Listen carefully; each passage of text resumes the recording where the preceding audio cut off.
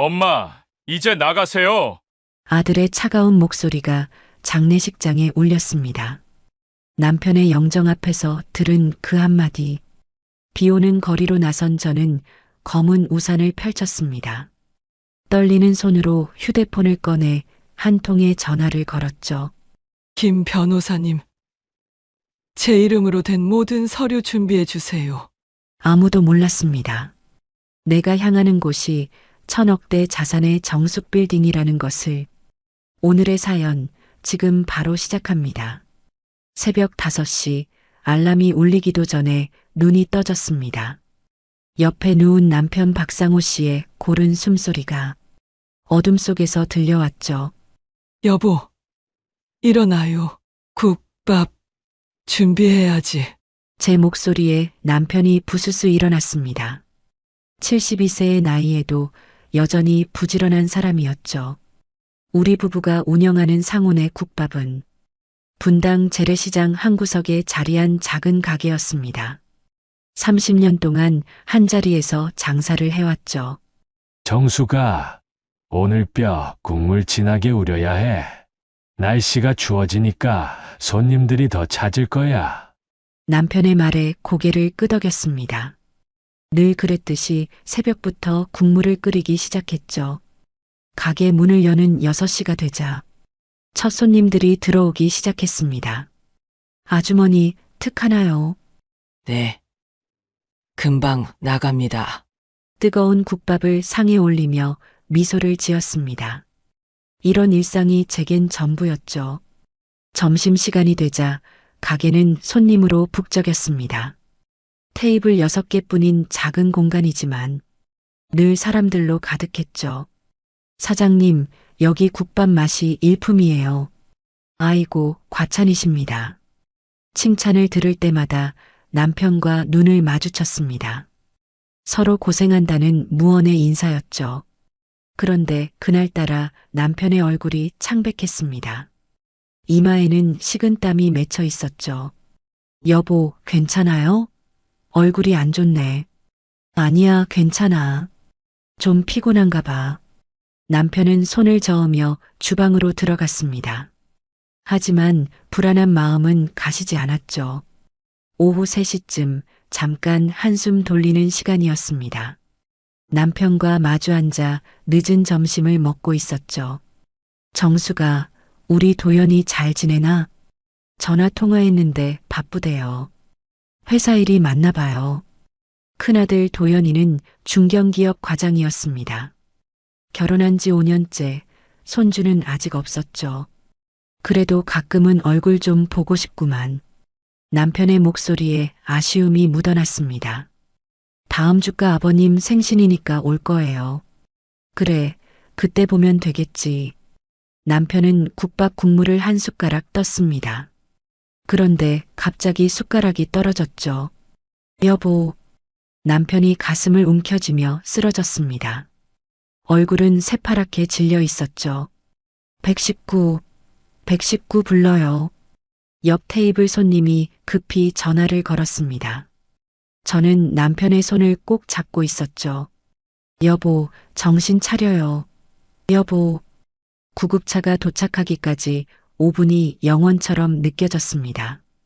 남편은 의식을 잃은 채 병원으로 실려갔죠. 응급실 앞에서 하염없이 기다렸습니다.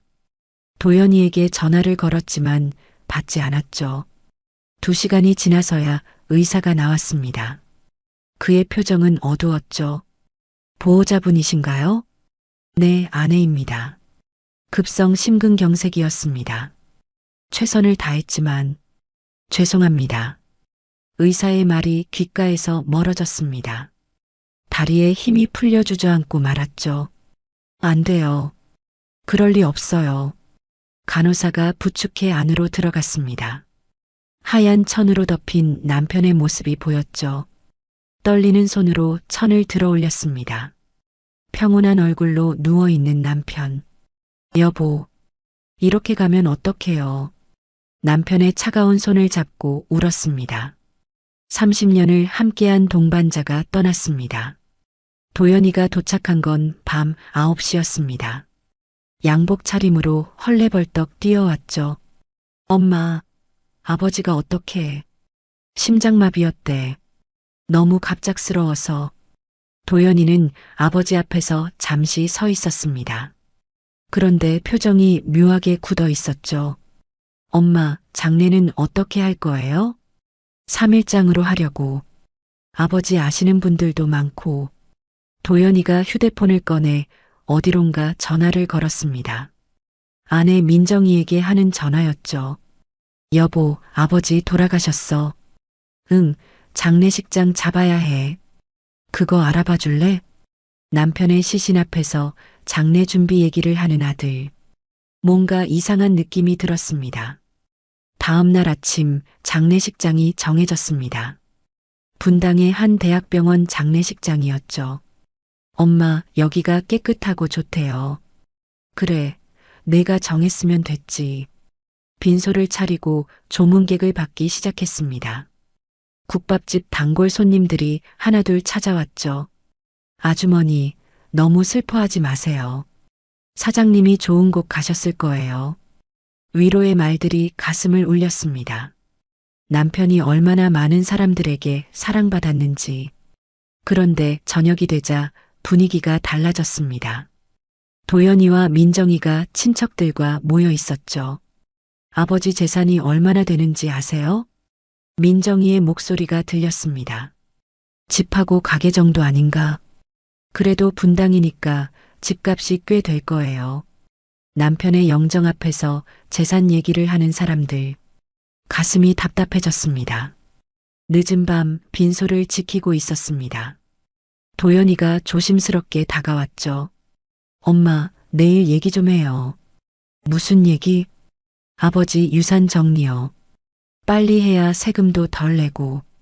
아직 장례도 치르지 않았는데 유산 얘기라니. 하지만 아무 말도 하지 않았습니다. 남편의 영정을 바라보며 생각했습니다. 여보, 우리 아들이 왜 이렇게 됐을까요? 향 연기가 피어오르는 빈소.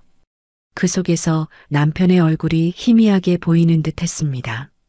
정수가, 도연이 잘 부탁해. 마지막 순간 남편이 남긴 말이 떠올랐습니다. 그때는 몰랐죠. 그 부탁이 제 인생을 송두리째 바꿀 거라는 걸.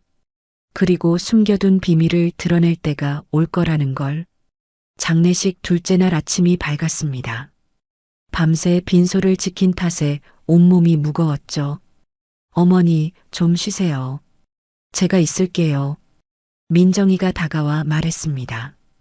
평소와 달리 친절한 목소리였죠. 하지만 그 눈빛은 차가웠습니다. 괜찮아. 내가 있어야지. 그래도 건강 챙기셔야죠. 앞으로 할 일이 많으신데. 앞으로 할 일이라는 말이 묘하게 들렸습니다. 민정이는 빈소 구석으로 가서 도연이와 무언가 속삭였죠. 조문객들이 하나둘 들어오기 시작했습니다. 시장 상인들이 함께 왔죠. 정숙 씨, 너무 상심하지 마세요. 상호 씨가 좋은 곳 가셨을 거예요. 따뜻한 위로에 눈물이 났습니다. 30년 동안 정이 든 사람들이었죠. 점심 무렵 친척들이 모이기 시작했습니다. 남편의 형제들과 조카들이었죠. 형수님, 많이 힘드시죠? 시동생이 다가와 인사했습니다. 아이고, 어서 오세요. 형님이 이렇게 갑자기 가실 줄은. 친척들과 인사를 나누는 사이 도연이가 사람들을 한 곳에 모았습니다. 잠깐 가족끼리 얘기 좀 하시죠. 도연이의 목소리가 단호했습니다. 장례식장 귀빈실로 자리를 옮겼습니다. 원탁에 둘러앉은 가족들. 도연이가 서류 뭉치를 꺼냈습니다. 부동산 등기부등본과 통장 사본들이었죠. 일단 아버지 재산을 정리해봤습니다. 차분한 목소리로 말을 시작했습니다. 지금이 그런 얘기할 때니? 제가 조심스럽게 물었습니다. 엄마, 이런 건 빨리 정리해야 해요. 상속세도 있고 절차도 복잡하거든요. 민정이가 거들었습니다. 어머니, 저희가 알아봤는데 빨리 안 하면 세금 폭탄 맞아요. 시동생이 고개를 끄덕였습니다.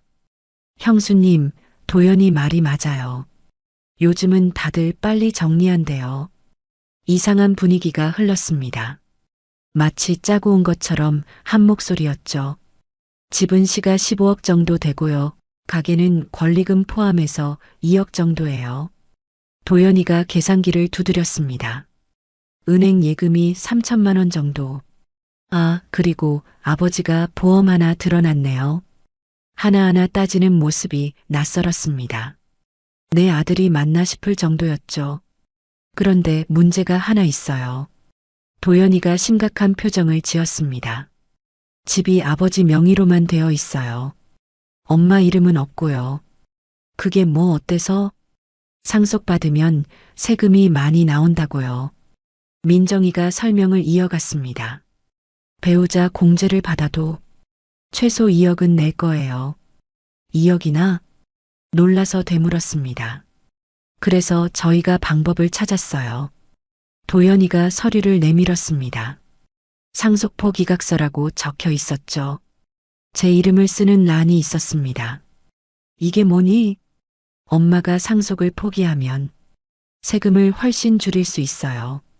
말문이 막혔습니다. 남편 장례식장에서 상속 포기를 하라니. 도연아, 지금이 이런 얘기할 때니? 아버지가 아직 안 가셨는데. 엄마, 현실적으로 생각해야죠. 세금 2억이면 적은 돈이 아니에요. 시동생이 거들었습니다. 형수님, 도연이가 다 알아봤다니. 믿고 맡기는 게 어때요? 맞아요, 어머니. 저희가 다 처리해 드릴게요. 민정이가 펜을 건넸습니다. 압박감이 느껴졌습니다. 모두가 제 서명을 기다리고 있었죠. 오늘은 안 돼. 생각 좀 해볼게. 자리에서 일어났습니다. 도연이의 표정이 굳었죠. 엄마, 이거 금방 해야 해요. 시간 끌면 더 복잡해진다고요. 그래도 오늘은 아니야. 단호하게 말하고 밖으로 나왔습니다. 빈소로 돌아오니 조문객들이 있었습니다. 억지로 미소를 지으며 인사했죠. 저녁이 되자 도연이가 다시 다가왔습니다. 이번엔 더 강하게 나왔죠. 엄마, 아까 그 서류 사인해요. 도연아, 엄마가 생각해 본다고 했잖아. 생각할 게 뭐가 있어요? 어차피 집은 제가 관리해야 하고. 뭐? 내가 관리한다고? 엄마는 이제 나이도 있으시고 혼자서 큰 집 관리하기 힘들잖아요. 기가 막혔습니다. 남편이 죽자마자 집을 뺏으려는 아들이라니. 우리가 같이 살면 되지. 내가 왜 집을 나가? 민정이가 끼어들었습니다. 어머니, 저희도 프라이버시가 있어요. 같이 사는 건 좀. 그럼 내가 어디서 살아? 작은 아파트 하나 구해드릴게요. 관리도 편하고 좋잖아요. 도연이의 말에 손이 떨렸습니다. 30년 살던 집에서 쫓아내겠다는 거였죠. 아니야. 엄마는 그 집에서 살 거야. 아버지랑 추억이 있는 곳인데. 엄마, 감정적으로 생각하지 마세요. 이게 다 엄마를 위한 거예요. 날 위한다면서 왜 집에서 내쫓으려고 해? 목소리가 높아졌습니다. 주변 사람들이 쳐다봤죠. 민정이가 재빨리 말했습니다. 어머니, 여기 장례식장이에요. 조용히 하세요. 다시 귀빈실로 들어갔습니다. 도연이는 여전히 서류를 들고 있었죠. 엄마, 이성적으로 생각해봐요. 세금 2억 낼 거예요. 안 낼 거예요? 그건, 하지만, 엄마한테는 국밥집도 있잖아요. 그거로도 충분히 생활할 수 있어요. 시동생이 또 거들었습니다. 형수님, 요즘 상속세가 얼마나 비싼데요? 도연이가 잘 알아봤으니 따르세요. 친척들이 하나같이 도연이 편이었습니다. 고립된 기분이었죠. 정그러면 공증을 하자. 나중에 작은 집이라도 확실하게. 엄마, 나를 못 믿어요? 도연이가 버럭 소리쳤습니다. 아들을 못 믿으면 누굴 믿어요? 내가 엄마를 속일 것 같아요? 민정이가 한숨을 쉬었습니다. 어머니가 너무하시네. 자식도 못 믿으시면 완전히 제가 나쁜 사람이 되었습니다. 아들을 의심하는 못된 어머니가 된 거죠. 알았어. 시간을 좀 줘. 오늘 밤까지만이에요. 내일 아침에는 결정해 주세요. 도연이가 서류를 테이블에 놓고 나갔습니다. 혼자 남겨진 귀빈실. 창밖으로 어둠이 내려앉고 있었습니다. 남편 생각이 간절했죠. 여보, 어떻게 해야 할까요? 우리 아들이 왜 이렇게 변했을까요? 눈물이 흘러내렸습니다. 서러움과 분노가 뒤섞였죠. 하지만 그때는 아직 몰랐습니다. 이게 시작에 불과하다는 걸, 더 큰 폭풍이 기다리고 있다는 걸. 장례식 마지막 날 새벽이었습니다. 빈소에 혼자 앉아 있었죠. 남편의 영정이 흔들리는 촛불에 비쳤습니다. 그 얼굴이 살아있는 것처럼 보였죠. 여보, 미안해요. 속으로 되뇌며 서류를 꺼냈습니다. 상속 포기각서. 떨리는 손으로 펜을 들었습니다. 그때 누군가 들어왔죠. 어머님, 안 주무세요? 민정이었습니다. 새벽 4시에 왜 왔을까? 이상한 예감이 들었습니다. 어머님이 서명하실 거라고 믿었어요. 서류를 보며 만족스럽게 웃었습니다. 그런데 하나 더 있어요. 또 다른 서류를 꺼냈죠. 국밥집 양도 계약서라고 적혀 있었습니다. 경악스러웠죠. 이건 뭐야? 가게도 정리하셔야죠. 혼자서 어떻게 운영하세요? 장사는 내가 계속할 거야. 목소리가 떨렸습니다. 어머님 연세에 새벽부터 일하시는 거 보기 안쓰러워요. 민정이가 차분히 말했죠. 그리고 저희가 가게 자리에 프랜차이즈 카페 내기로 했어요. 뭐? 언제 그런 걸 정했어? 어제 도연 오빠랑 다 얘기했어요. 월세도 더 받을 수 있대요. 남편이 죽은 지 이틀. 벌써 가게까지 처분하려 했습니다. 안 돼. 그 가게는 못 내놔. 단호하게 거절했습니다. 민정이의 표정이 차갑게 변했죠. 어머님, 현실을 보세요. 늙은 시어머니가 언제까지 국밥이나 퍼담을 건가요? 그 말에 가슴이 찢어졌습니다. 30년 세월을 무시하는 말이었죠. 너 지금 뭐라고 했니? 사실대로 말한 거예요. 이제 쉬셔야 할 나이잖아요. 그때 도연이가 들어왔습니다. 민정이와 눈빛을 주고받았죠. 엄마, 서류는 다 작성했어요? 차가운 목소리였습니다. 도연아, 민정이가 가게까지 팔라는데. 맞아요. 그게 최선이에요. 엄마 혼자서는 못해요. 아들의 단정적인 말투. 더 이상 참을 수 없었습니다. 너희가 뭔데 내 인생을 결정해. 소리를 질렀습니다. 탁! 테이블을 내리쳤습니다. 컵이 떨어져 깨졌죠. 날카로운 파편이 흩어졌습니다. 엄마, 정신 차려요. 도연이가 소리쳤습니다. 아버지 장례식장에서 뭐 하는 거예요? 사람들이 다 보잖아요. 정말로 조문객들이 놀라서 쳐다봤습니다. 수치스러웠죠. 민정이가 재빨리 움직였습니다. 죄송합니다. 너무 슬퍼하셔서 사람들에게 둘러대며 수습했죠. 마치 제가 미친 사람처럼. 엄마, 이러지 마세요. 도연이가 팔을 잡았습니다. 그 손길이 차가웠죠. 아들의 손이 아니었습니다. 나 좀 놔. 팔을 뿌리쳤습니다. 그 순간 중심을 잃었죠. 바닥에 주저앉고 말았습니다. 어머. 민정이가 비명을 질렀습니다. 하지만 도와주지 않았죠. 그저 쳐다보기만 했습니다. 혼자 힘으로 일어났습니다. 무릎이 아팠지만 참았죠. 엄마, 이제 정신 차렸어요? 도연이가 물었습니다. 서류에 서명하고 조용히 합시다. 아버지한테도 부끄럽지 않아요? 아버지를 들먹이는 아들. 가슴이 무너져 내렸습니다. 그때 시동생이 다가왔습니다. 형수님, 괜찮으세요? 어휴, 큰일 날 뻔했네. 조문객들 앞에서 시동생마저 혀를 찼습니다. 완전히 고립된 기분이었죠. 형수님, 도연이 말대로 하세요.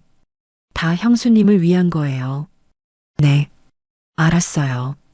기운 없이 대답했습니다. 더 이상 힘이 없었죠. 모두가 적으로 보였습니다. 다시 서류를 들었습니다. 이름을 쓰는 손이 떨렸죠. 김, 정, 수. 한 글자씩 써내려갔습니다. 30년 인생이 무너지는 소리가 들렸죠. 잘하셨어요, 어머니. 민정이가 서류를 챙겼습니다. 가게 양도 계약서도 부탁드려요. 또 다른 서류를 내밀었죠. 펜이 천근만근이었습니다. 하지만 이미 포기한 마음이었죠. 서명을 마치고 펜을 놓았습니다. 텅 빈 기분이었습니다. 이제 됐냐? 힘없이 물었습니다. 네, 어머니. 고생하셨어요. 도연이가 서류를 챙겼습니다. 그 표정에 승리감이 보였죠. 아들이 아니라 승자의 얼굴이었습니다. 발인 시간이 다가왔습니다. 남편의 관을 들어 올렸죠. 여보, 미안해요. 관에 손을 얹고 속삭였습니다. 화장터로 향하는 길. 차 안은 침묵으로 가득했죠. 아무도 제게 말을 걸지 않았습니다. 투명 인간이 된 기분이었죠. 화장이 끝나고 유골함을 받았습니다. 남편의 마지막 모습이었죠. 아버지, 편히 쉬세요. 도연이가 형식적으로 인사했습니다. 그리고 바로 민정이와 속삭였죠. 이제 서류 처리만 하면 돼. 납골당에 유골함을 모셨습니다. 박상호라는 이름 석자. 그 앞에 한참을 서 있었습니다. 이제 정말 혼자가 된 거였죠. 형수님 가시죠. 시동생이 재촉했습니다. 돌아서는 길. 뒤를 한 번 더 돌아봤습니다. 남편이 손을 흔드는 것 같았죠. 잘 가, 정수가. 눈물이 흘러내렸습니다. 하지만 아무도 위로하지 않았죠. 집으로 돌아왔습니다. 30년을 살던 그곳. 엄마, 짐 정리 도와드릴까요? 도연이가 물었습니다. 뭐? 다음 주까지 나가셔야 해요. 새 주인이 들어온대요. 일주일. 30년 삶을 정리하라는 시간이었죠. 너무 빨리 하는 거 아니니? 엄마, 이미 다 결정된 거예요. 서류에 서명했잖아요. 민정이가 거들었습니다. 저희가 작은 원룸 받았어요. 깨끗하고 좋아요. 원룸. 그 단어가 비수처럼 꽂혔습니다. 시어머니 혼자 사시기엔 충분해요. 민정이가 덧붙였습니다. 충분하다. 그들에게 저는 그 정도였습니다. 알았어. 나가갈게. 힘없이 대답했습니다. 도연이가 만족스럽게 웃었죠. 잘 생각하셨어요, 엄마. 그들이 떠난 뒤 텅 빈 집안을 둘러봤습니다. 거실 한쪽 액자. 남편과 찍은 사진이 있었죠. 떨리는 손으로 액자를 만졌습니다. 여보, 나 이제 어떻게 해야 해? 그때 핸드폰이 울렸습니다. 모르는 번호였죠. 여보세요? 사장님이신가요? 김정숙 사장님? 네, 그런데요. 저는 강남 정숙빌딩 관리소장입니다. 이번 달 관리비 문의 드리려고요. 정숙빌딩. 그 이름을 듣는 순간 떨어뜨릴 뻔한 핸드폰을 꽉 잡았습니다. 아, 네, 알겠습니다. 전화를 끊고 한참을 서 있었습니다. 입가에 희미한 미소가 번졌죠. 그래, 이제 시작이구나. 복수의 씨앗이 마음속에서 싹 텄습니다. 더 이상 무너지지 않을 거였죠. 그들이 모르는 비밀. 그것이 제 마지막 카드였습니다. 일주일이 흘렀습니다. 짐을 싸는 손이 무거웠죠. 30년의 추억이 담긴 물건들. 하나하나 상자에 넣었습니다. 이건 신혼 때 산 그릇이네. 깨진 모서리가 있는 접시였죠. 남편이 설거지하다 떨어뜨린 것. 버리지 못하고 계속 썼습니다. 작은 상처까지도 추억이었으니까요. 똑똑. 현관문 두드리는 소리가 들렸습니다. 엄마, 나예요. 도연이의 목소리였죠. 문을 열자 민정이도 함께 있었습니다. 손에는 열쇠 꾸러미가 들려 있었죠. 짐 정리 다 했어요? 차가운 목소리로 물었습니다. 거의 다 했어. 둘은 집 안으로 들어와 둘러봤습니다. 마치 물건을 사러 온 손님처럼. 여기 벽지도 바꿔야겠네. 민정이가 벽을 두드렸습니다. 주방도 리모델링해야 하고, 내가 아직 있는데도 이미 자기 집처럼 구는 며느리. 가슴이 아팠습니다. 엄마, 금고 비밀번호 뭐예요? 도연이가 안방으로 들어가며 물었습니다. 금고에는 별거 없어. 그래도 확인은 해봐야죠. 비밀번호를 알려줬습니다. 남편 생일이었죠. 통장이랑 도장만 있네요. 실망한 목소리였습니다. 참, 엄마. 이것도 필요해요. 집 열쇠를 내놓으라는 손짓. 떨리는 손으로 열쇠를 빼냈습니다. 30년간 품고 있던 열쇠였죠. 수고하셨어요, 어머니. 민정이가 열쇠를 받으며 말했습니다. 마치 일을 마친 직원에게 인사하는 것 같았죠. 짐은 저희가 불러둔 차로 옮겨드릴게요. 도연이가 밖을 가리켰습니다. 1톤 트럭 한 대, 30년 인생이 그 안에 들어갔습니다. 원룸 주소는 문자로 보낼게요. 먼저 가서 기다려요. 그들은 바쁜 듯 서둘러 나갔습니다. 저를 집에 남겨둔 채로 빈집에 혼자 서 있었습니다. 발소리가 울렸죠. 거실을 한 바퀴 돌았습니다. 남편과 TV 보던 소파, 아들 숙제 봐주던 식탁, 김장하던 베란다. 모든 곳에 추억이 있었습니다. 여보, 빈 공간에 대고 말했습니다. 우리가 이렇게 될 줄 알았나요? 대답은 없었죠. 그저 차가운 벽만 있을 뿐. 핸드폰이 울렸습니다. 도연이가 보낸 문자였죠. 서대문구동 원룸텔 305호. 원룸텔. 그것도 3평짜리라고 했습니다. 웃음이 나왔습니다. 허탈한 웃음이었죠. 그래, 너희가 원한다면. 마지막으로 집을 둘러봤습니다. 그리고 문을 나섰죠.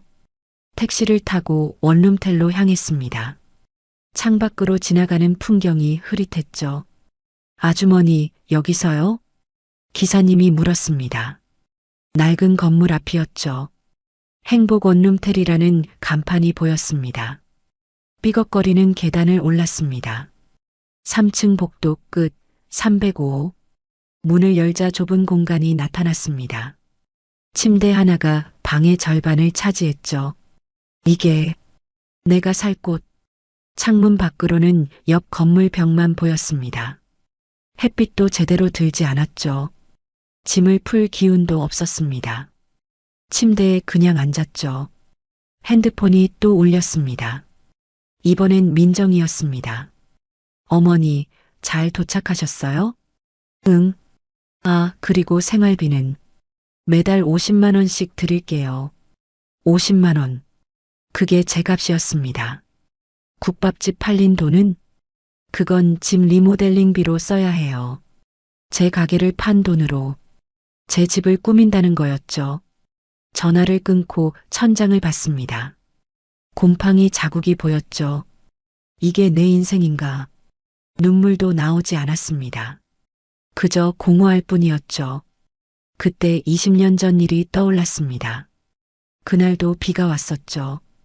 국밥집에 한 손님이 들어왔습니다. 아주머니, 국밥 하나만. 초라한 행색의 노인이었죠. 비 많이 맞으셨네요. 수건 드릴게요. 그 작은 친절이 인연이 되었습니다. 노인은 단골이 되었죠. 아주머니는 복 받을 거예요. 늘 그렇게 말씀하셨습니다. 그러던 어느 날, 노인이 봉투 하나를 건넸죠. 제가 가진 작은 땅인데, 아주머니가 가지세요. 아니에요. 이런 건 못 받아요. 제겐 가족이 없어요. 아주머니가 제 가족이에요. 그렇게 받은 작은 땅. 강남 변두리의 허름한 곳이었죠. 하지만 개발이 되면서 땅값이 천정부지로 올랐습니다. 그 돈으로 건물을 지었죠. 정숙빌딩이라는 이름으로. 남편에게는 비밀이었습니다. 혹시나 하는 마음에 숨겼죠. 그런데 그 혹시나가 현실이 되었습니다. 할아버지, 고맙습니다. 혼잣말로 중얼거렸습니다. 핸드폰을 꺼냈습니다. 전화번호를 하나 눌렀죠. 여보세요, 김 변호사님? 저 김정숙입니다. 아, 사장님. 무슨 일이신가요? 내일 사무실로 찾아뵐게요. 준비할 게 있어서요. 네, 알겠습니다. 전화를 끊고 일어섰습니다. 좁은 방이지만 등을 펴고 섰죠. 창밖을 봤습니다. 빗물이 유리창을 타고 흘렀죠. 이제부터가 시작이야. 가방에서 서류철을 꺼냈습니다. 정숙빌딩 등기부등본이었죠. 소유자 김정숙. 그 이름 석자가 제게 새로운 힘을 주었습니다. 너희들은 몰라. 내가 누군지 몰라. 작은 원룸이지만 더 이상 초라하지 않았습니다. 오히려 전쟁을 준비하는 벙커 같았죠. 무너진 줄 알았던 삶. 하지만 저는 살아 있었습니다. 그리고 이제 진짜 싸움을 시작할 거였죠. 다음 날 아침 일찍 일어났습니다. 오랜만에 정장을 꺼내 입었죠. 남편 환갑 때 입었던 검은색 정장. 거울 앞에 서니 다른 사람 같았습니다. 김정숙 사장님. 스스로를 불러봤습니다. 낯설지만 힘이 있는 호칭이었죠. 택시를 타고 강남으로 향했습니다. 창밖으로 높은 빌딩들이 스쳐 지나갔죠. 여기서 내려주세요. 정숙빌딩 앞에 도착했습니다. 20층짜리 건물이 우뚝 서 있었죠. 1층에는 유명 브랜드 매장이 들어서 있었습니다. 건물로 들어서자 경비원이 인사했습니다. 사장님, 오랜만에 오십니다. 네, 잘 있었어요? 덕분에 잘 지냅니다. 엘리베이터를 타고 15층으로 올라갔습니다. 김앤드 파트너스 법무법인 간판이 보였죠. 어서 오세요, 사장님. 김 변호사가 직접 마중 나왔습니다. 오랜만이에요, 김 변호사님. 악수를 나눴습니다. 변호사 사무실은 넓고 깔끔했죠. 창밖으로 서울 전경이 한눈에 들어왔습니다. 커피 드릴까요? 네, 부탁해요. 자리에 앉자 비서가 커피를 가져왔습니다. 향긋한 원두향이 퍼졌죠. 그동안 잘 지내셨나요? 김 변호사가 조심스럽게 물었습니다. 남편이 일주일 전에 세상을 떠났어요. 아, 삼가 조의를 표합니다. 잠시 침묵이 흘렀습니다. 김 변호사가 서류철을 꺼냈죠. 오늘 오신 이유가 재산 정리를 하려고요. 아, 그럼 상속 관련해서. 아니요. 제 재산이요. 전부 확인하고 싶어요. 김 변호사가 고개를 끄덕였습니다. 컴퓨터를 켜고 자료를 찾기 시작했죠. 현재 사장님 명의로 된 자산은 화면을 보며 읽기 시작했습니다. 정숙빌딩, 시가 1200억 원. 1200억. 그 숫자가 현실감 없게 들렸습니다. 그리고 청담동 상가 건물 3채, 합쳐서 300억 정도 됩니다. 또 있나요? 주식 포트폴리오가 있으신데 현재 평가액이 150억 정도입니다. 현금 자산은 은행 예금과 채권 합쳐서 80억 원 정도 되시고요. 총 1730억 원. 제 전 재산이었습니다. 이게 다 제 거라고요? 믿기지 않아서 다시 물었습니다. 네, 사장님. 20년간 잘 관리하신 덕분이죠. 특히 강남 부동산이 많이 올랐습니다. 20년 전 작은 땅에서 시작한 것이 이렇게 커진 거였습니다. 그런데 사장님, 김 변호사가 조심스럽게 말했습니다. 혹시 가족분들은 이 재산을 아무도 몰라요. 남편도 몰랐어요. 그럼 비밀 유지를 원하시는 건가요? 잠시 생각했습니다. 그리고 고개를 저었죠. 아니요. 이제 알려도 돼요. 아니, 알려야 해요. 어떤 방식으로 하실 건가요? 일단 제가 며칠 더 생각해 볼게요. 서류들은 준비해 주세요. 알겠습니다. 자리에서 일어났습니다. 그때 김 변호사가 봉투를 건넸죠. 이건 뭐예요? 이번 달 임대 수익금입니다. 봉투를 열어보니 수표가 들어 있었습니다. 5천만 원짜리 수표였죠. 매달 이 정도 나와요? 건물 임대료만 해도 월 3억이 넘습니다. 관리비 빼고도 2억은 남죠. 월 2억. 도연이가 준다는 50만 원과는 차원이 달랐습니다. 그리고 사장님, 김 변호사가 덧붙였습니다. 혹시 유언장 작성은 생각해 보셨나요? 유언장. 그 단어에 움찔했습니다. 왜요? 제가 당장 죽을 것도 아닌데. 그게 아니라 재산이 많으시니까 미리 준비하시는 게 좋아서요. 그것도 생각해 볼게요. 사무실을 나와 건물을 둘러봤습니다. 각 층마다 다양한 회사들이 입주해 있었죠. 1층 카페에 들어가 커피를 시켰습니다. 창가 자리에 앉았죠. 내가 이 건물의 주인이구나. 아직도 실감이 나지 않았습니다. 그저 국밥집 아주머니였던 제가 그때 핸드폰이 울렸습니다. 도연이었죠. 엄마, 어디에요? 밖에 나왔어. 왜? 원룸은 괜찮아요? 불편한 거 있으면 말해요. 이제 와서 걱정하는 척하는 목소리. 비웃음이 나왔습니다. 응, 괜찮아. 다행이네요. 그럼 잘 지내요. 전화를 끊었습니다. 잘 지내라는 말이 차가웠죠. 커피를 마시며 계획을 세웠습니다.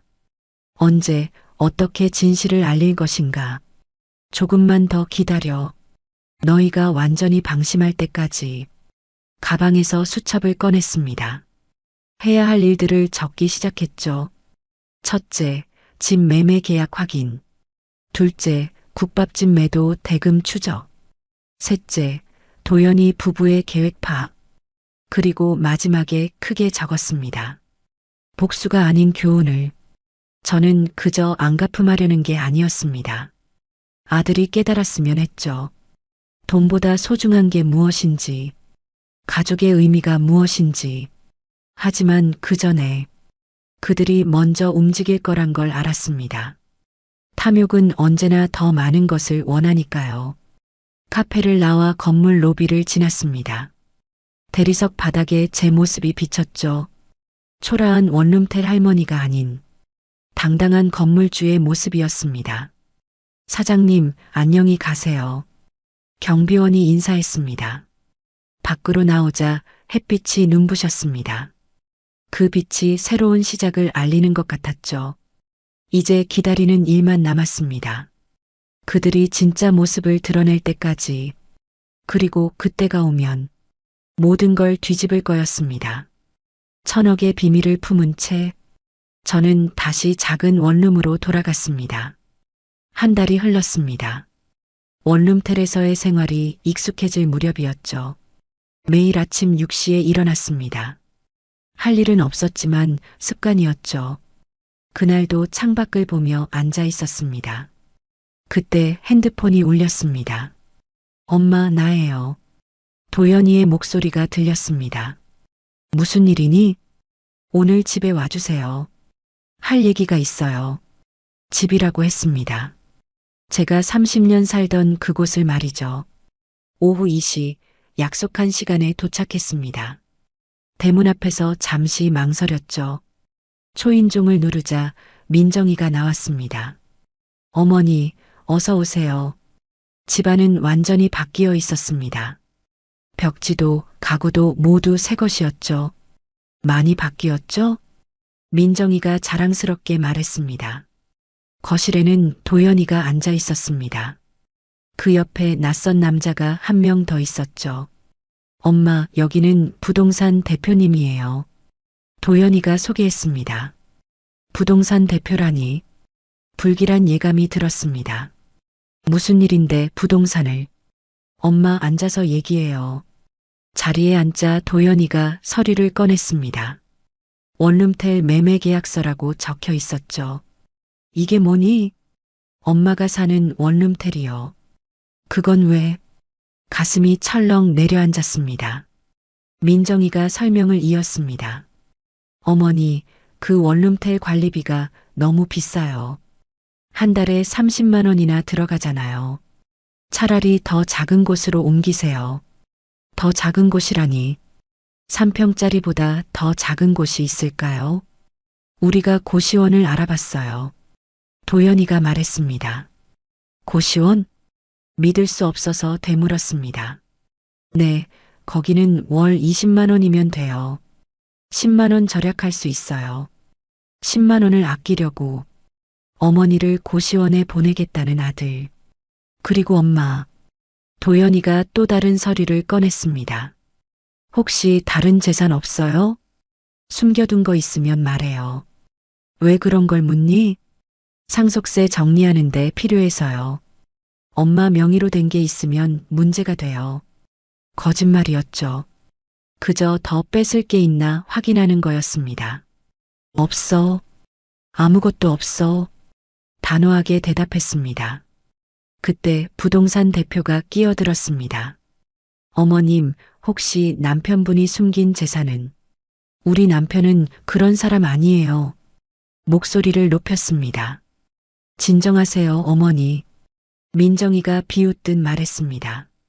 저희도 어머니 걱정해서 그러는 거예요. 고시원도 나쁘지 않아요.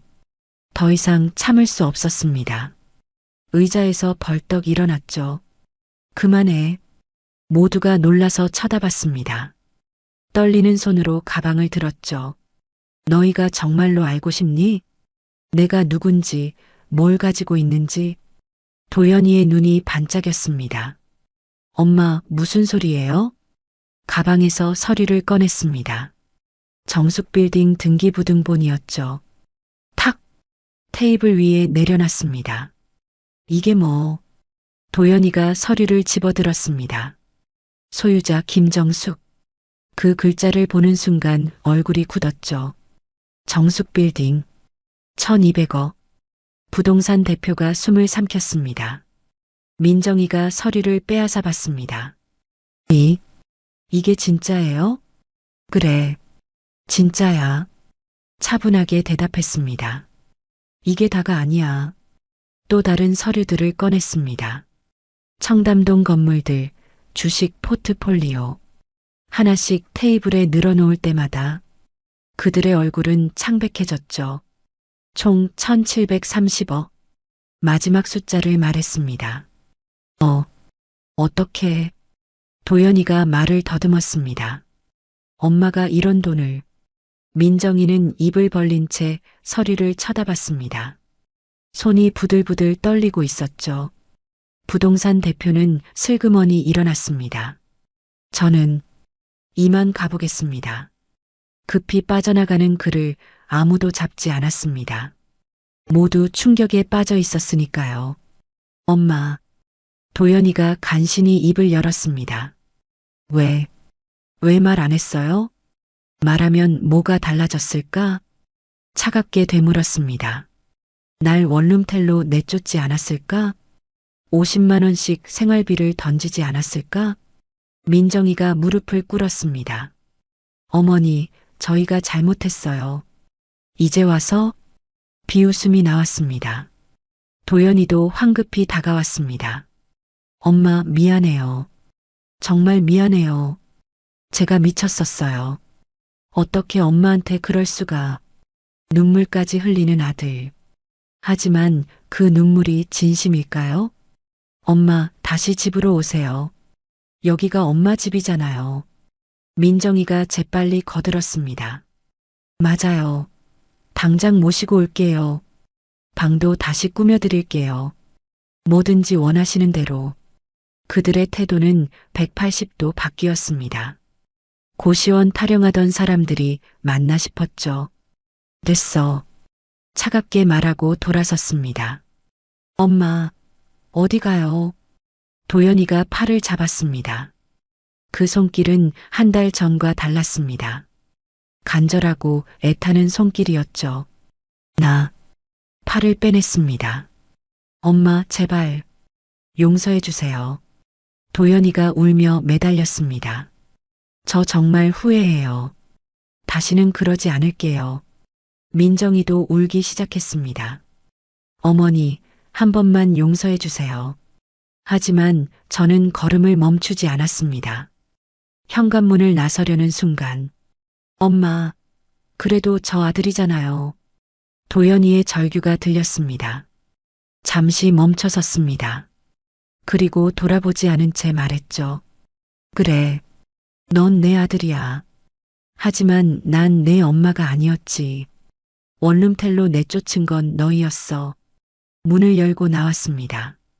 뒤에서 부르는 소리가 들렸지만 택시를 타고 돌아오는 길, 입가에 씁쓸한 미소가 번졌습니다. 이제 시작이구나. 하지만 아직 아무도 몰랐습니다. 진짜 폭풍은 이제부터라는 것을, 그리고 그들이 곧 더 큰 것을 잃게 될 거란 것을. 다음 날 새벽 5시, 원룸텔 문을 두드리는 소리에 잠이 깼습니다. 엄마, 엄마 계세요? 도연이의 목소리였습니다. 문을 열자 밤새 기다린 듯한 아들이 서 있었죠. 머리는 헝클어지고 눈은 충혈되어 있었습니다. 엄마, 제발 얘기 좀 해요. 애원하는 목소리였습니다. 새벽에 무슨 일이니? 차갑게 물었습니다. 엄마가 안 만나주니까 이렇게라도 와야 했어요. 뒤에서 민정이도 나타났습니다. 손에는 무언가를 들고 있었죠. 어머니, 아침 준비해 왔어요. 보온 도시락을 내밀었습니다. 된장찌개랑 계란말이. 어머니가 좋아하시는 거예요. 웃음이 나왔습니다. 30년 동안 한 번도 해주지 않던 아침을. 필요 없어. 가져가. 문을 닫으려 했습니다. 도연이가 재빨리 문틈에 발을 넣었습니다. 엄마, 5분만요. 5분만 얘기해요. 할 수 없이 들어오라고 했습니다. 좁은 방에 세 사람이 앉았죠. 엄마, 우리가 정말 잘못했어요. 도연이가 먼저 입을 열었습니다. 그동안 엄마 마음을 몰랐어요. 죽을 죄를 지었어요. 민정이도 거들었습니다. 저희가 눈이 멀었었어요. 돈 때문에 정신이 나갔었나 봐요. 어머니께 그런 짓을. 연기인지 진심인지 분간이 안 갔습니다. 그저 조용히 듣고만 있었죠. 엄마, 다시 가족으로 살아요. 도연이가 제 손을 잡으려 했습니다. 손을 뺐습니다. 가족? 날 버린 게 너희였잖아. 그때는 제가 미쳤었어요. 아버지 돌아가시고 정신이 없어서. 변명이 이어졌습니다. 하나같이 구차한 변명들이었죠. 그때 민정이가 조심스럽게 물었습니다. 어머니, 그 재산은 어떻게 해? 본심이 나왔습니다. 결국 궁금한 건 돈이었죠. 20년 전에 투자한 거야. 짧게 대답했습니다. 20년이나 숨기신 거예요? 도연이가 놀라서 물었습니다. 왜요? 어머니 재산인데. 민정이가 따졌습니다. 가족한테 비밀이 있으면 안 되죠. 가족 운운하는 게 우스웠습니다. 너희가 가족 대접을 했어야지. 침묵이 흘렀습니다. 도연이가 다시 입을 열었죠. 엄마, 그럼 앞으로는 재산 관리는 저희가 도와드릴게요. 그래요. 어머니 혼자 하시기 힘드실 거예요.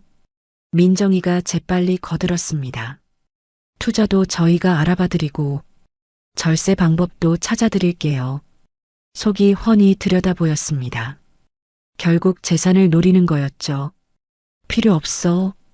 단호하게 거절했습니다. 엄마, 우리 아무 욕심 없어요. 도연이가 억울하다는 듯 말했습니다. 정말로 엄마 도와드리려는 거예요. 그럼 왜 새벽에 찾아왔니? 날카롭게 물었습니다. 그게 말을 더듬었습니다. 사실 그들은 밤새 잠을 못 잤을 겁니다. 1730억이라는 숫자 때문에. 엄마 혹시 도연이가 조심스럽게 물었습니다. 유언장 같은 거 써놓으신 건 아니죠? 핵심이었습니다. 재산이 다른 곳으로 가는 게 두려운 거죠. 왜? 걱정되니? 아니, 그게 아니라 민정이가 변명했습니다. 요즘 이상한 단체들이 많아서요. 돈 많은 어르신들 노리는. 그러니까 저희가 지켜드려야죠. 도연이가 덧붙였습니다. 웃음이 나왔습니다. 너희가 제일 무서운 것 같은데? 엄마. 도연이가 상처받은 표정을 지었습니다. 우리가 그렇게 나쁜 자식들인가요? 그건 너희가 더 잘 알겠지. 차갑게 대답했습니다. 그때 민정이가 가방에서 서류를 꺼냈습니다. 어머니, 이것 좀 보세요. 가족 신탁 계약서라고 적혀 있었습니다. 미리 준비해 온 거였죠. 이게 뭐니? 어머니 재산을 안전하게 지키는 방법이에요. 가족이 공동으로 관리하는 거예요. 세금도 아끼고. 됐어. 서류를 밀어냈습니다. 도연이가 다급해졌습니다. 엄마, 한 번만 읽어봐요. 우리 정말 좋은 뜻으로. 좋은 뜻? 비웃음이 터졌습니다. 고시원 보내려던 게 좋은 뜻이었니? 둘 다 입을 다물었습니다. 할 말이 없는 거죠. 나가. 일어서며 말했습니다. 엄마, 더 이상 오지 마. 문을 열어주었습니다. 도연이가 문턱에서 멈췄죠. 엄마, 우리가 정말 잘못했어요. 하지만 그래도 가족이잖아요. 가족? 네. 피를 나눈 가족이요. 절박한 목소리였습니다. 피는 나눴지만 정은 없었지. 마지막 말을 남겼습니다. 그들이 나간 뒤 문을 잠갔습니다. 그리고 창밖을 봤죠. 두 사람이 주차장에서 뭔가 얘기하고 있었습니다. 아마 다음 계획을 짜는 거겠죠. 핸드폰이 울렸습니다. 김 변호사였습니다. 사장님, 아까 이상한 전화가 왔습니다. 무슨 전화요? 사장님 아드님이라면서 재산 관련 문의를 하던데요. 벌써 시작이구나. 한숨이 나왔습니다. 어떻게 대답하셨어요? 당연히 개인정보라서 알려드릴 수 없다고 했죠. 잘하셨어요. 앞으로도 그렇게 해주세요. 네, 알겠습니다. 전화를 끊고 생각에 잠겼습니다. 이제 본격적으로 움직이기 시작한 거였죠. 그들의 탐욕은 끝이 없을 겁니다. 오늘은 아침을 들고 왔지만 내일은 무엇을 들고 올까? 어떤 방법으로 구슬릴까? 하지만 저는 흔들리지 않을 겁니다. 이미 마음의 준비는 끝났으니까요. 오히려 궁금했습니다. 그들이 어디까지 갈 수 있을지, 탐욕의 끝은 어디일지. 창밖으로 해가 떠오르고 있었습니다. 긴 하루가 시작되는 거였죠. 그리고 전쟁도 함께. 일주일이 지났습니다. 그동안 도연이는 매일 찾아왔죠. 문자, 전화, 직접 방문까지 온갖 방법을 다 동원했습니다. 그러던 어느 날 아침, 누군가 문을 두드렸습니다. 택배입니다. 문을 열자 상자가 놓여 있었습니다. 보낸 사람은 도연이었죠. 상자를 열어보니 서류 뭉치가 들어 있었습니다. 그리고 편지 한 장. 엄마, 정말 죄송합니다. 용서받을 때까지 계속 노력할게요. 동봉한 서류는 엄마를 위한 겁니다. 서류를 확인해 보니 충격적이었습니다. 치매 진단 의뢰서가 들어 있었죠. 이게 뭐야? 아래쪽에는 정신과 상담 예약증도 있었습니다. 제가 치매에 걸렸다고 몰아가려는 거였죠. 즉시 김 변호사에게 전화했습니다. 변호사님, 지금 만나야 할 것 같아요. 1시간 뒤 법무법인 사무실. 김 변호사는 서류를 보고 인상을 찌푸렸습니다. 이건 명백한 불법 행위입니다. 단호한 목소리로 말했습니다. 재산을 노리고 정상인을 정신질환자로 몰아가려는 시도죠. 어떻게 해야 할까요? 일단 증거를 모아야 합니다. 김 변호사가 직원을 불렀습니다. 최 팀장님, 이리 좀 오세요. 젊은 여성이 들어왔습니다. 네, 변호사님. 사장님, 케이스 전담팀을 꾸려주세요. 조사부터 시작해야 합니다. 알겠습니다. 바로 준비하겠습니다. 그날부터 조사가 시작되었습니다.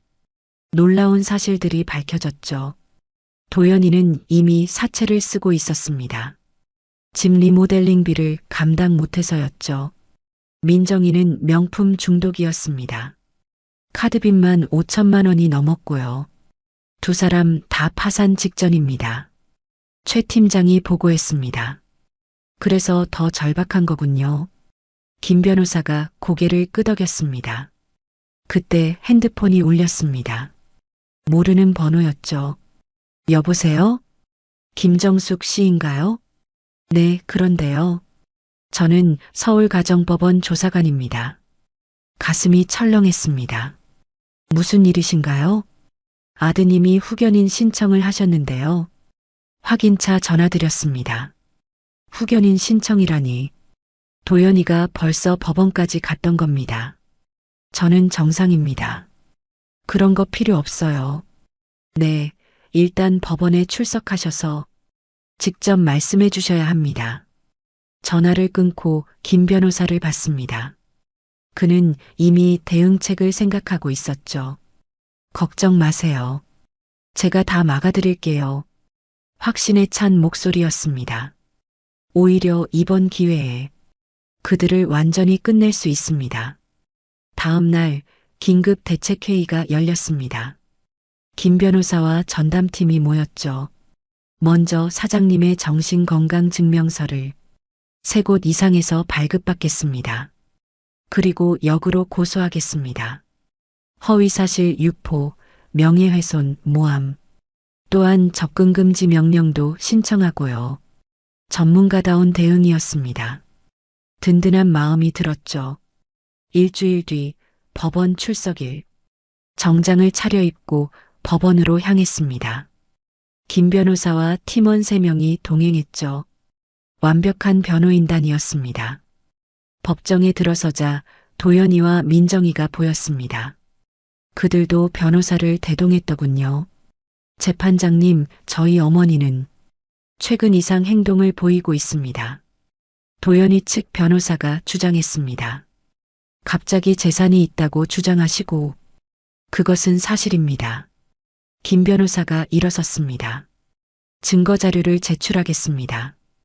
법원 직원이 서류를 받아갔습니다. 등기부등본과 은행 잔고증명서였죠. 이게 진짜입니까? 판사가 놀라서 물었습니다. 네, 모두 적법하게 취득한 재산입니다. 20년간의 투자 결과죠. 법정이 술렁였습니다. 도연이의 얼굴이 창백해졌죠. 그리고 재판장님, 김 변호사가 이어서 말했습니다. 오히려 아들 도연 씨가 어머니의 재산을 노리고 있습니다. 이에 있습니다. 상대 변호사가 소리쳤습니다. 이에 기각입니다. 계속하세요. 판사가 냉정하게 말했습니다. 김 변호사가 증거를 제시했습니다. 치매 진단 의뢰서, 녹음 파일, 어머니를 고시원에 보내려 했고 재산을 알자 태도가 돌변했습니다. 또한 사체 독촉에 시달리고 있어 어머니 재산을 노리는 것이 명백합니다. 도연이가 벌떡 일어났습니다. 그건 오해예요. 저는 조용히 하세요. 판사가 제지했습니다. 김정숙 씨, 직접 말씀해 보세요. 자리에서 일어났습니다. 떨리지만 또렷한 목소리로 말했죠. 저는 정신적으로 아무 문제 없습니다. 오히려 제 아들이 문제입니다. 남편 장례식 날 저를 쫓아냈고 이제는 제 재산을 빼앗으려 합니다. 저는 제 재산을 지킬 권리가 있습니다. 그 누구도 침해할 수 없습니다. 법정은 조용했습니다. 판사가 서류를 검토하더니 말했죠. 도연 씨의 후견인 신청을 기각합니다. 재판장님, 도연이가 소리쳤습니다. 또한 김정숙 씨에 대한 접근 금지 명령을 내립니다. 100m 이내 접근 시 법적 처벌을 받게 됩니다. 땅. 판사가 의사봉을 쳤습니다. 법정을 나오는 길. 도연이가 멀리서 소리쳤습니다. 엄마, 이럴 거예요? 그래도 난 아들이에요. 하지만 경찰이 제지했습니다. 접근 금지 명령이 바로 발효됐으니까요. 사장님, 수고하셨습니다. 김 변호사가 악수를 청했습니다. 이제 시작입니다. 역고소 준비도 완료했으니까요. 차를 타고 돌아오는 길. 처음으로 마음이 가벼웠습니다. 정의가 살아있다는 걸 느꼈고 법이 저를 지켜준다는 걸 알았죠. 그날 밤 편안하게 잠들었습니다. 더 이상 두려울 게 없었으니까요. 아들이 아닌 법이, 가족이 아닌 정의가 저를 지켜주고 있었습니다. 접근 금지 명령이 내려진 지 한 달. 도연이의 소식이 들려왔습니다. 김 변호사가 전화로 알려줬죠. 도연 씨가 회사에서 해고됐다고 합니다. 왜요? 법원 소동이 회사에 알려졌나 봅니다. 그것뿐이 아니었습니다. 사채업자들이 회사까지 찾아갔다고 했죠. 빚이 얼마나 되나요? 확인된 것만 3억이 넘습니다. 집 리모델링과 생활비. 제 돈인 줄 알고 펑펑 쓴 결과였죠. 며칠 뒤 뜻밖의 방문객이 왔습니다. 민정이의 어머니였습니다. 사장님, 제발 한 번만 만나주세요. 원룸텔 앞에서 무릎을 꿇었습니다. 일어나세요. 무슨 일이세요? 할 수 없이 들어오게 했습니다. 저희 민정이가 잘못했습니다. 눈물을 흘리며 말했습니다. 빚쟁이들이 저희 집까지 찾아와요. 민정이가 정신이 나갔어요. 그게 저와 무슨 상관이? 사장님이 도와주시면 다시는 안 그럴 거예요. 고개를 저었습니다. 도와드릴 수 없습니다. 제발요. 한 번만. 돌아가세요. 민정이 어머니가 떠난 뒤 씁쓸한 마음이 들었습니다. 하지만 동정할 수는 없었죠. 그들이 뿌린 씨앗이었으니까요. 일주일 뒤 또 다른 소식이 왔습니다. 집이 경매에 넘어갔다는 거였죠. 제가 30년 살던 그 집, 도연이가 빼앗아간 그 집이 경매 시작가가 10억입니다. 최 팀장이 보고했습니다.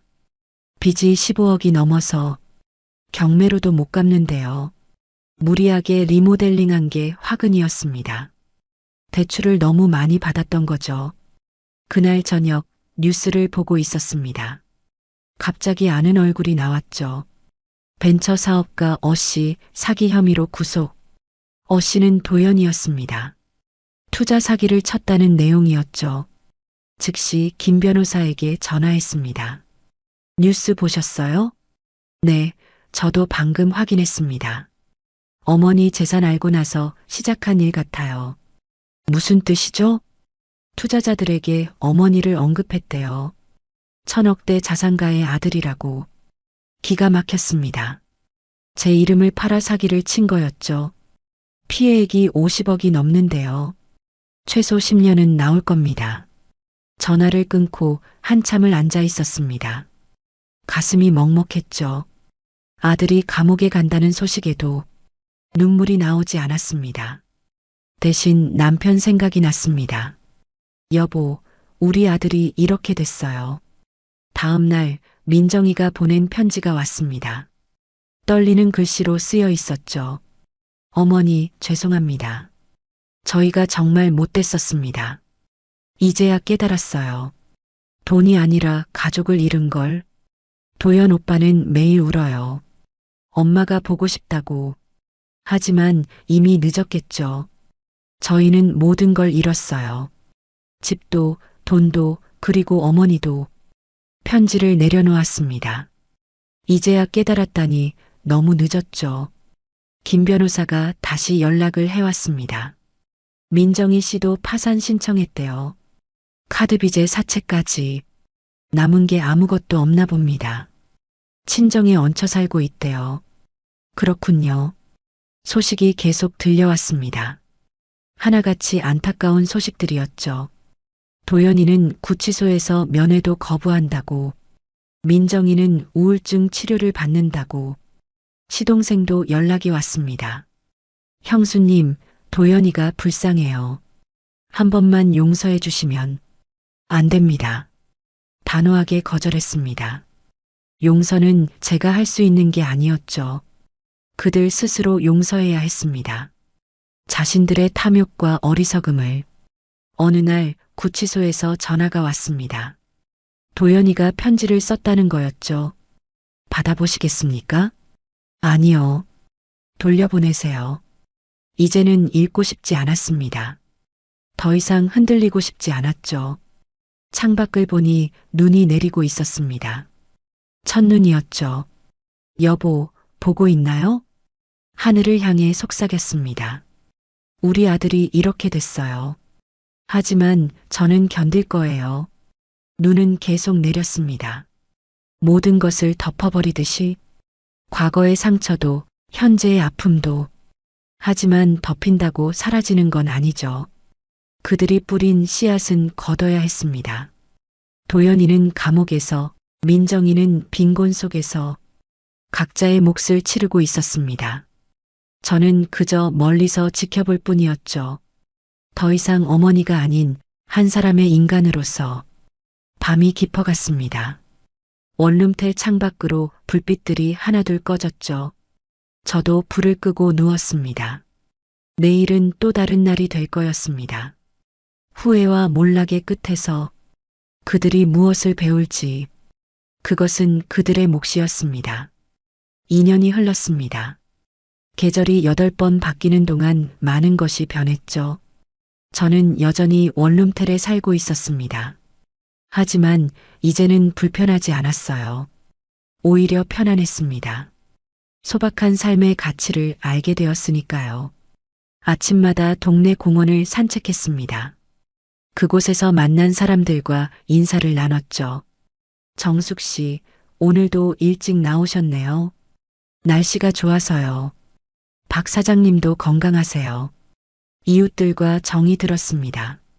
돈으로 살 수 없는 따뜻함이었죠. 어느 날 김 변호사가 찾아왔습니다. 사장님, 좋은 소식이 있어요. 무슨 소식인가요? 도연 씨가 모범수로 감형받았대요. 1년 뒤면 출소할 수 있답니다. 잠시 침묵이 흘렀습니다. 복잡한 감정이 스쳤죠. 그리고 하나 더. 김 변호사가 봉투를 건넸습니다. 도연 씨가 옥중에서 쓴 편지예요.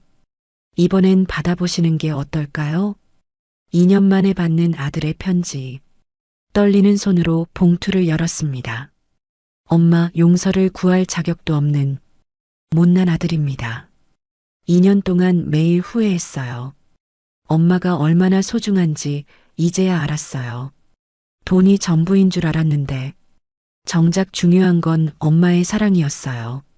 다시는 예전으로 돌아갈 수 없겠지만 멀리서라도 엄마의 행복을 빌게요.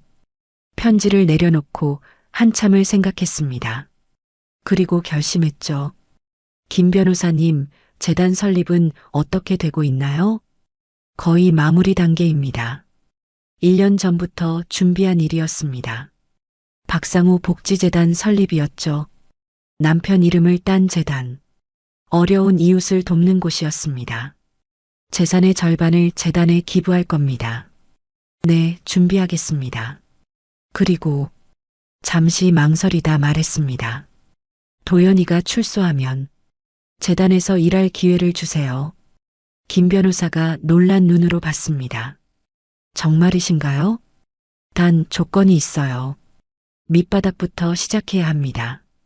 봉사활동부터 시작해서 진심으로 일하는 모습을 보여야 해요.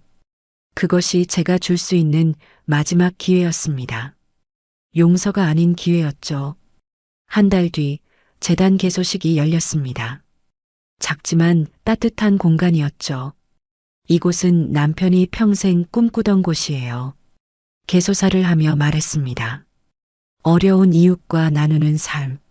그것이 진짜 행복이라고 믿었죠. 첫 사업은 독거노인 무료급식이었습니다. 매주 월요일 직접 국밥을 끓였죠. 할머니, 많이 드세요. 아이고, 고맙수다. 30년 전 국밥집에서 하던 일, 다시 하니 마음이 따뜻해졌습니다. 매주 오시는 할머니가 한 분 계셨어요. 20년 전 제게 땅을 주신 분과 닮았죠. 할머니, 국밥 맛이 어때요? 아주 좋아요. 정이 느껴져. 그 말에 눈시울이 뜨거워졌습니다. 이것이 제가 찾던 행복이었어요. 봉사자들도 하나둘 늘어났습니다. 동네 주민들이 자발적으로 나섰죠. 저도 도울게요. 고마워요. 함께해요. 어느새 작은 공동체가 만들어졌습니다. 돈으로 맺어진 관계가 아닌 마음으로 맺어진 관계. 민정이 소식도 들려왔습니다. 작은 식당에서 일한다고 했죠. 열심히 산다고 했습니다. 처음부터 다시 시작하는 삶. 가끔 재단에 소액을 기부한다고도 했어요. 언젠가는 제대로 갚고 싶대요. 그것으로 충분했습니다. 깨달음이 있었으니까요. 1년이 더 지났습니다. 도연이가 출소하는 날이었죠. 교도소 앞에서 기다리지는 않았습니다. 대신 재단에서 그를 기다렸죠. 오후가 되어 누군가 문을 두드렸습니다. 들어와도 될까요? 3년 만에 보는 아들. 많이 여위고 초췌해 보였습니다. 엄마. 목이 메인 목소리였습니다. 앉아. 차를 한 잔 따라 주었습니다. 재단에서 일하고 싶다고 들었어. 네. 기회를 주신다면 매일 새벽 5시에 나와야 해. 힘든 일부터 시작할 거야. 뭐든지 하겠습니다. 그날부터 도연이는 달라졌습니다. 누구보다 일찍 나와 청소를 했죠. 무거운 짐도 묵묵히 날랐고 어르신들께 정성껏 인사했습니다. 젊은이가 참 성실하네. 봉사자들이 칭찬하기 시작했죠. 6개월이 지났을 때였습니다. 도연이가 조심스럽게 다가왔죠. 엄마, 이거. 작은 봉투를 내밀었습니다. 뭐니? 제 첫 월급이에요. 엄마 드리고 싶어서. 필요 없어. 내가 가져. 아니에요. 받아주세요. 봉투 안에는 편지도 들어 있었습니다. 엄마, 이제야 일의 소중함을 배웠어요. 땀 흘려번 돈이 얼마나 귀한지 이제 알 것 같아요. 그제야 작은 미소가 지어졌습니다. 아들이 조금은 변한 것 같았죠. 지금도 저는 원룸텔에 살고 있습니다. 하지만 마음은 그 어느 때보다 풍요롭죠. 재단은 점점 커지고 있습니다. 도움의 손길이 필요한 곳이 많으니까요. 도연이는 여전히 재단에서 일합니다. 이제는 중간 관리자가 되었죠. 민정이도 가끔 봉사를 옵니다. 서먹하지만 조금씩 가까워지고 있어요. 남편 기일에는 다 함께 납골당을 찾습니다.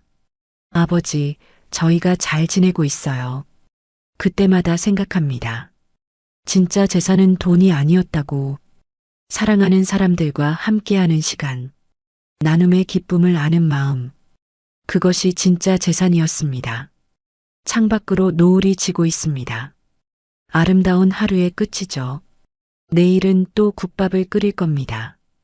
어르신들의 따뜻한 한 끼를 위해. 그것이 제가 사는 이유입니다. 그리고 남편이 하늘에서 웃는 이유겠죠. 돈보다 무거운 건 한 사람의 품격입니다. 그리고 그 품격은 나눔과 용서에서 나온다는 걸 배웠습니다. 이야기를 끝까지 들어주신 분이 계시다면 잘 들었다고 댓글 하나만 남겨주세요. 감사합니다.